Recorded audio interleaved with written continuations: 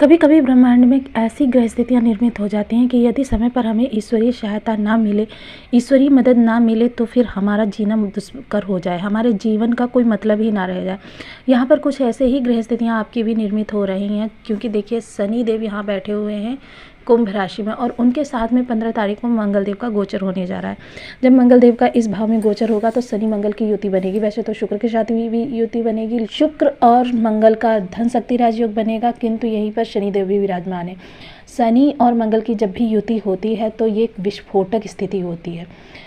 इस ऊर्जा को समझने के लिए, और वह कौन सी शक्ति है जो इस समय आपको ईश्वरीय शक्ति प्रदान कर रही है, इस बारे में विस्तृत चर्चा करेंगे इस वीडियो में। बने रहिए हमारे साथ वीडियो बहुत ज्ञानवर्धक होने वाला है, आपको बहुत कुछ जानने के लिए मिलेगा। तो नमस्कार दोस्तों, अगर आपके यहाँ पर 10 नंबर बना हुआ है तो ये राशिफल आपके लिए है। अगर कुंडली में कहीं भी चंद्रमा के साथ 10 नंबर बना हुआ है तो भी ये राशिफल आपके लिए। कुंडली ना होने की स्थिति में आप इसे नाम राशि से भी देख सकते हैं। तो चलिए प्रारंभ करते हैं। सबसे पहले मेजर ग्रहों की स्थितियों को देख लेते हैं। शनिदेव बैठे हुए हैं आपके धन भाव में, राहुदेव बैठे हुए हैं पराक्रम भाव में, गुरुदेव बैठे हुए हैं सुख भाव में, और केतुदेव बैठे हुए हैं भाग्य भाव में।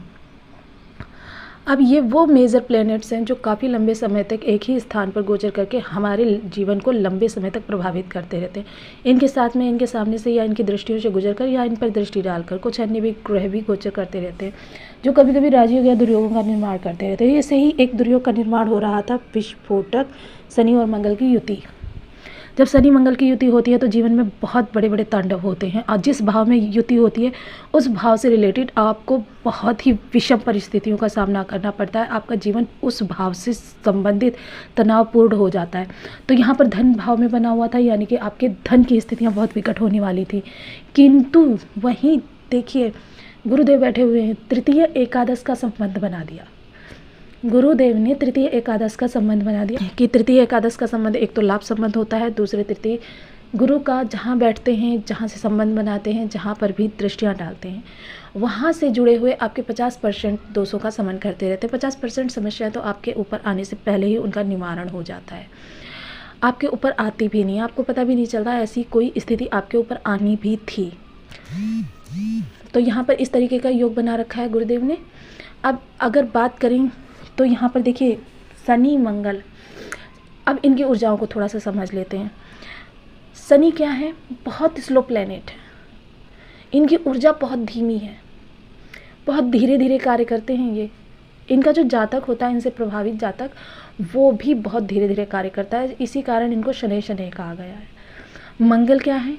मंगल देखिए मानव शरीर में जितना उत्साह होता है, जितनी ऊर्जा होती है, जितना कार्य करने की क्षमता होती है, सब मंगल ही है। मानव शरीर में जो ये रक्त बहता रहता है, ये भी मंगल ही है। अगर मानव शरीर से मंगल को निकाल दिया जाए तो मानव शरीर में बचेगा ही क्या? यदि कार्य करने की क्षमता ही नहीं रहेगी, आपके अंदर उठने की क्षमता ही नहीं रहेगी, ब्लड ही नहीं रहेगा, तो आपके शरीर का अस्तित्व ही क्या रहेगा? ये है मंगल। और मंगल को कभी भी लेट पसंद नहीं है, देरी उन्हें बिल्कुल भी पसंद नहीं है। वो तुरंत आनंद फानन में, क्योंकि उत्साह है इनके अंदर, आनंद फानन में कार्य होता है, बहुत जल्दी कार्य होता है। अब ये दो विपरीत ऊर्जाएं जब एक दूसरे के साथ में होती हैं, तब दोनों विपरीत ऊर्जाओं के बीच सामंजस्य बिठाना बहुत कठिन हो जाता है। अब देखिए मंगल देव जब यहाँ से संबंध बनाएंगे, सबसे पहले तो धन के लिए आपके बहुत अच्छे योग बनेंगे, क्योंकि लाभ संबंध में तब्दील हो गया है। अगर ये लाभ संबंध नहीं होता तो आपके लिए बहुत ही विषम परिस्थितियाँ होने वाली थी, जिनका कि आपके नियंत्रण नहीं रहता इनके ऊपर। तो यहाँ पर देखिए सबसे पहले तो चतुर्थ दृष्टि से आपके ज्ञान को देखेंगे। मंगल देव चतुर्थ दृष्टि से आपके ज्ञान को बहुत प्रखर कर देंगे। आपके ज्ञान का प्रभाव सर्वत्र होगा, जहाँ भी आप जाएंगे आपके ज्ञान की छाप एक छूट जाएगी। आपका ज्ञान बढ़ा चढ़ा रहेगा। थोड़ा लव रिलेशन में थोड़ा, क्योंकि एग्रेसिव है, गुस्से के कारक हैं मंगल देव, तो थोड़ा लव रिलेशन में, क्योंकि ईगो आपके अंदर और आपके पार्टनर के अंदर, दोनों के अंदर देखा जाएगा। स्टूडेंट्स के लिए बहुत अच्छा समय है। हर स्थिति को आप अपने ज्ञान से नियंत्रण में लेने की क्षमता रखते हैं इस वक्त। सप्तम दृष्टि से देखेंगे आपके अष्टम भाव में, तो थोड़ा बाहर निकलते वक्त थोड़ा सा ध्यान रखिए, चोट चपेट की संभावना हो सकती है, रक्त विकार उत्पन्न हो सकते हैं, क्योंकि अष्टम भाव जो है हमारी बाधाओं का होता है, हमारी चोट चपेट, क्योंकि मंगलदेव रक्त के कारक हैं। रक्त बहने का भी इस समय अगर थोड़ा सा भी निगेटिव योग है तो रक्त बहने का भी कारण बन सकता है, तो इन चीज़ों से सतर्क रहें। अष्टम दृष्टि से आपके भाग्य भाव को देखेंगे तो यानी आपका भाग्य इस वक्त बहुत ही उन्नत अवस्था में होगा, क्योंकि भाग्य जब आपका बढ़ा हुआ होगा, कर्म आप करेंगे, कर्म का आपको लाभ मिलेगा, क्योंकि शुक्रदेव भी यहीं बैठे हुए हैं धन शक्ति राजयोग बनाकर। शुक्र की राशि पराक्रम भाव में है, यानी पराक्रम इस समय आपका बढ़ा हुआ रहेगा, क्योंकि ये गुरुदेव की राशि है।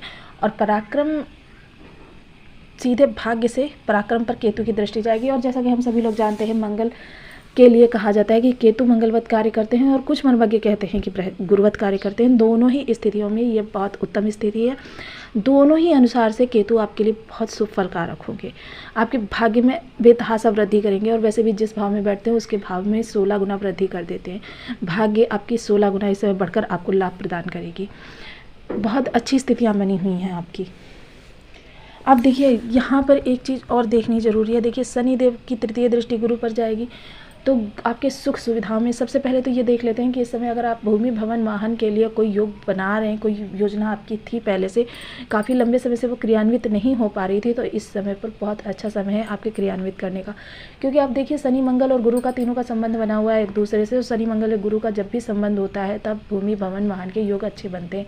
अगर आपके पास क्षमता है और आप खरीदना चाहते हैं, किन्हीं कारणवश से परिस्थितियाँ निर्मित नहीं हो पा रही थी, तो आपकी इस समय पर वो योग बनेंगे। सप्तम दृष्टि जाएगी अष्टम भाव पर, तो अष्टम भाव पर देखिए, इस समय पर अगर आप ज्योतिष से, ऑकल्ट विज्ञान से जुड़कर कोई कार्य करना चाहते हैं तो बहुत उत्तम योग है। अगर सीखना चाहते हैं तो उसके लिए भी बहुत अच्छा योग है, जब तक शनिदेव यहाँ पर विराजमान है। शनिदेव जो है बहुत ही उत्तम ज्ञान आपको प्रदान करेंगे। ससुराल पक्ष से आपके संबंध बहुत अच्छे होंगे। दसम दृष्टि आपके लाभ पर जाएगी, तो लाभ का आपको बहुत अच्छा लाभ मिलेगा, क्योंकि इस समय पर देखिए सारी ग्रह स्थितियां, आप सबसे ज़रूरी बात देख लेते हैं आप कि देखिए, आपके लाभ के स्वामी, आपके ज्ञान के स्वामी और आपकी लग्न के स्वामी तीनों एक जगह पर बैठे हुए हैं।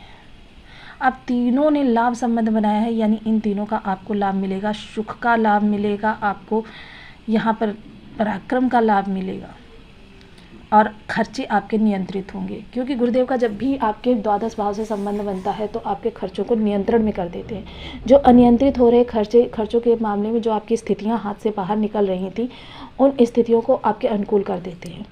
आपके खर्चे बेतहाशा नहीं बढ़ने देते। जब भी गुरुदेव द्वादश भाव से संबंध बनाते हैं, आपके खर्चों को नियंत्रण में ले लेते हैं। अब हम देख सकते हैं कि गुरुदेव यहाँ पर कितने भावों को कवर कर रहे हैं, आपके धन के लिए बहुत अच्छी स्थितियाँ बना रहे हैं।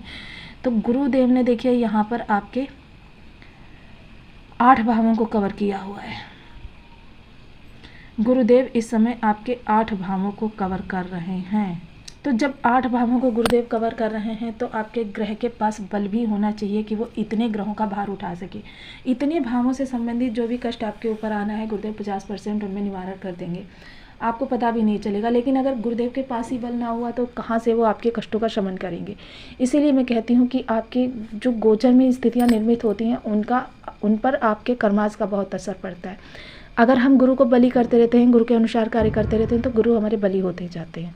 और जब गुरु बलि होंगे तो बहुत सारी ऐसी समस्या हैं जो हमारे ऊपर नहीं आती, और समस्या अगर आती है तो उसका निवारण भी हमारे पास पहले आ जाता है। तो हर स्थिति में जो भी ये वीडियो देख रहा है, हर स्थिति में ये उपाय कर सकता है। वो सबसे पहले 20 मंत्रों का जाप करें।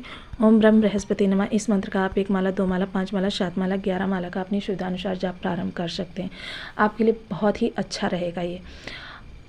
देखिए, ज़रूरी नहीं है कि आप 11 माला का ही करें, आप 1 माला का भी कर सकते हैं।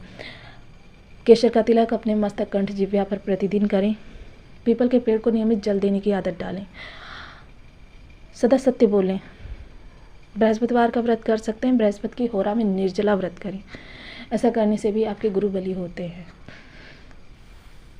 गुरु तुल्य लोगों की, जो वृद्ध लोग हैं, असहाय लोग हैं, उनकी हमेशा सेवा करें। जितनी संभव हो मदद करते। धर्म स्थान पर जाते रहें। धार्मिक कृत्यों में बढ़ चढ़कर भाग लें। धार्मिक पुस्तकों का स्वाध्याय करते रहें। तो आपको वीडियो कैसी लगी मुझे कमेंट बॉक्स में ज़रूर बताएं। चैनल पर न्यू है तो प्लीज़ वीडियो को लाइक, शेयर, चैनल को सब्सक्राइब करना बिल्कुल ना भूलें। मिलती हूँ नेक्स्ट वीडियो में, तब तक के लिए नमस्कार। अपना ध्यान रखें, स्वस्थ रहें, मस्त रहें।